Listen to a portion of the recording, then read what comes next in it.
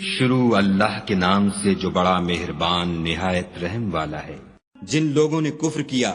اور اوروں کو خدا کے رستے سے روکا، خدا نے ان کے اعمال برباد کر دیے، اور جو ایمان لائے اور نیک عمل کرتے رہے اور جو کتاب محمد صلی اللہ علیہ وآلہ وسلم پر نازل ہوئی اسے مانتے رہے اور وہ ان کے پروردگار کی طرف سے برحق ہے، ان سے ان کے گناہ دور کر دیے اور ان کی حالت سنوار دی۔ یہ ہفتے اعمال اور اصلاح حال اس لیے ہے کہ جن لوگوں نے کفر کیا انہوں نے جھوٹی بات کی پیروی کی، اور جو ایمان لائے وہ اپنے پروردگار کی طرف سے دین حق کے پیچھے چلے۔ اسی طرح خدا لوگوں سے ان کے حالات بیان فرماتا ہے۔ جب تم کافروں سے بھڑ جاؤ تو ان کی گردنیں اڑا دو، یہاں تک کہ جب ان کو خوب قتل کر چکو تو جو زندہ پکڑے جائیں ان کو مضبوطی سے قید کر لو، پھر اس کے بعد یا تو احسان رکھ کر چھوڑ دینا چاہیے یا کچھ مال لے کر، یہاں تک کہ فریق مقابل لڑائی کے ہتھیار ہاتھ سے رکھ دے۔ یہ حکم یاد رکھو، اور اگر خدا چاہتا تو اور طرح ان سے انتقام لے لیتا،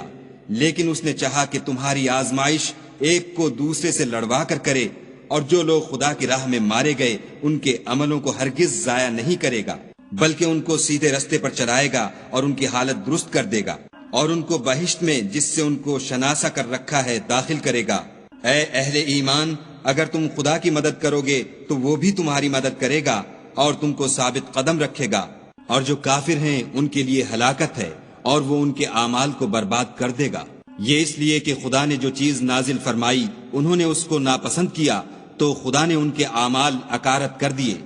کیا انہوں نے ملک میں سیر نہیں کی تاکہ دیکھتے کہ جو لوگ ان سے پہلے تھے ان کا انجام کیسا ہوا؟ خدا نے ان پر تباہی ڈال دی،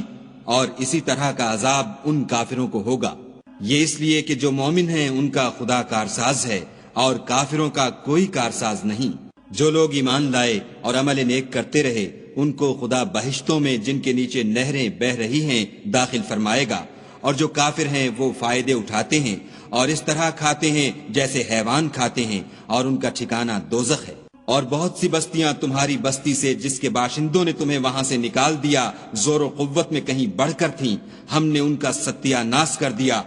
اور ان کا کوئی مددگار نہ ہوا۔ بھلا جو شخص اپنے پروردگار کی مہربانی سے کھلے رستے پر چل رہا ہو وہ ان کی طرح ہو سکتا ہے جن کے اعمال بد انہیں اچھے کر کے دکھائے جائیں اور جو اپنی خواہشوں کی پیروی کریں۔ جنت جس کا پرہیزگاروں سے وعدہ کیا جاتا ہے،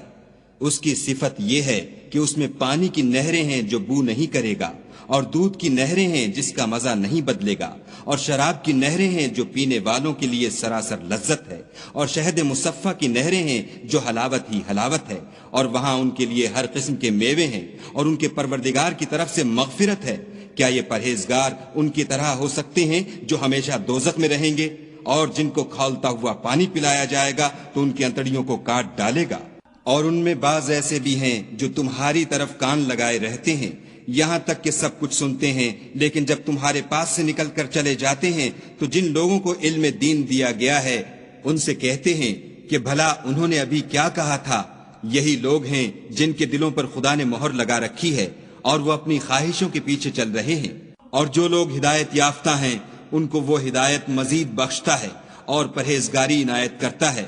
اب تو یہ لوگ قیامت ہی کو دیکھتے ہیں کہ ناگہاں ان پر آ واقع ہو، سو اس کی نشانیاں وقوع میں آ چکی ہیں، پھر جب وہ ان پر آ نازل ہوگی اس وقت انہیں نصیحت کہاں مفید ہو سکے گی۔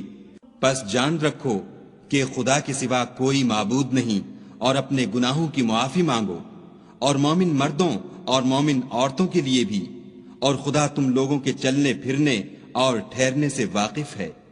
اور مومن لوگ کہتے ہیں کہ جہاد کی کوئی صورت کیوں نازل نہیں ہوتی، لیکن جب کوئی صاف معنوں کی صورت نازل ہو اور اس میں جہاد کا بیان ہو تو جن لوگوں کے دلوں میں نفاق کا مرض ہے تم ان کو دیکھو کہ تمہاری طرف اس طرح دیکھنے لگیں جس طرح کسی پر موت کی بے ہوشی طاری ہو رہی ہو، سو ان کے لیے خرابی ہے۔ خوب کام تو فرما برداری اور پسندیدہ بات کہنا ہے، پھر جب جہاد کی بات پختہ ہو گئی تو اگر یہ لوگ خدا سے سچے رہنا چاہتے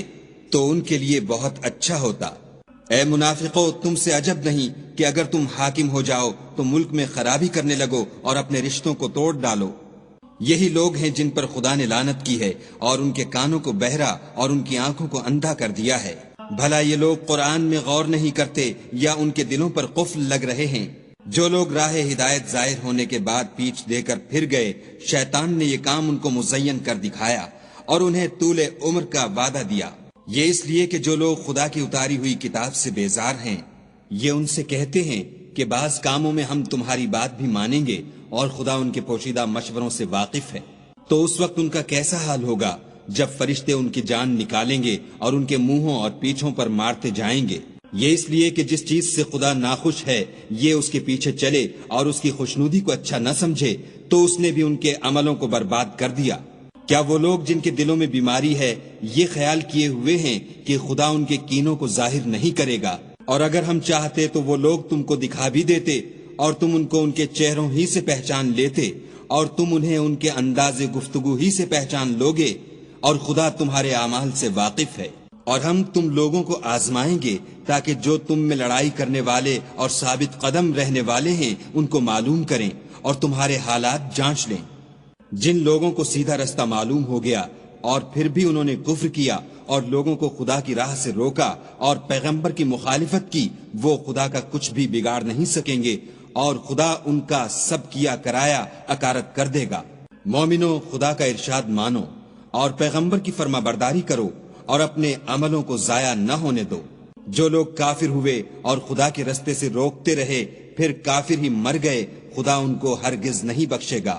تو تم ہمت نہ ہارو اور دشمنوں کو صلح کی طرف نہ بلاؤ، اور تم تو غالب ہو اور خدا تمہارے ساتھ ہے، وہ ہرگز تمہارے اعمال کو کم اور گم نہیں کرے گا۔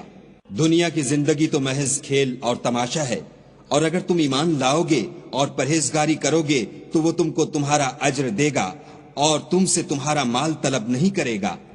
اگر وہ تم سے مال طلب کرے اور تمہیں تنگ کرے تو تم بخل کرنے لگو، اور وہ بخل تمہاری بدنیتی ظاہر کر کے رہے۔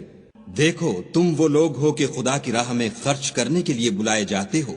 تو تم میں ایسے شخص بھی ہیں جو بخل کرنے لگتے ہیں، اور جو بخل کرتا ہے اپنے آپ سے بخل کرتا ہے، اور خدا بے نیاز ہے اور تم محتاج۔ اور اگر تم منہ پھیرو گے تو وہ تمہاری جگہ اور لوگوں کو لے آئے گا، اور وہ تمہاری طرح کے نہیں ہوں گے۔